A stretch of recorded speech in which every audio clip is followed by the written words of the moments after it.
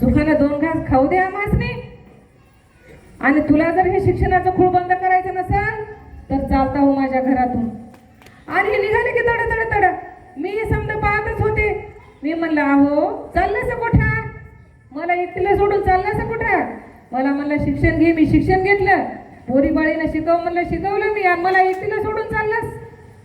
ते म्हणले हे बघ सावित्री, तुझा निर्णय तू घे. तुला माझ्या संकट यायचं का घरी राहायचं ते. मी म्हणलं ह्या बाया मला नाही घरी राहायचं, मला बी तुमच्यासोबत शिक्षणाचा वाटा ठेवायचं, मला बी पोरी बाळीनं शिक्षण द्यायचं, मला पण समाज सुधारायचा आहे. आणि आम्ही दोघंही बिना चप्पलचे दुपारचे 2 वाजले होते. अंगारच्या कपड्यांनीशी आम्ही घराच्या बाहेर पडलो. सोपं नसतं हे समाजाचं काम करणं. आपला ध्येय अढळ ठेवायचं असते, आपला निश्चय अढळ ठेवायचा असते. आणि आताचे कार्यकर्ते तुमच्याकडे पाहून खूप चांगलं वाटतंय. आमच्या शहरमध्ये तर एवढे लोक जमत नाहीत. कोणी म्हणते माझं नाव पहिलं नाही टाकलं, कोणी म्हणते शेवटी टाकलं, पहिल्या ओळीत नाही टाकलं. समाजाचं काम असं सोपं नसते. आपलं निश्चय अढळ ठेवायचं असते, आपण समाजासाठी काम करायचं असते.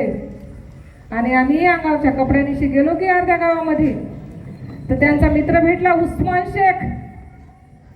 तो म्हणला ज्योतिराव तुम्हाला कुठे जायची गरज नाही, समाजाचं काम करताना हो तुम्ही कुठे जाऊ नका, माझ्या एका खोलीमध्ये राहा.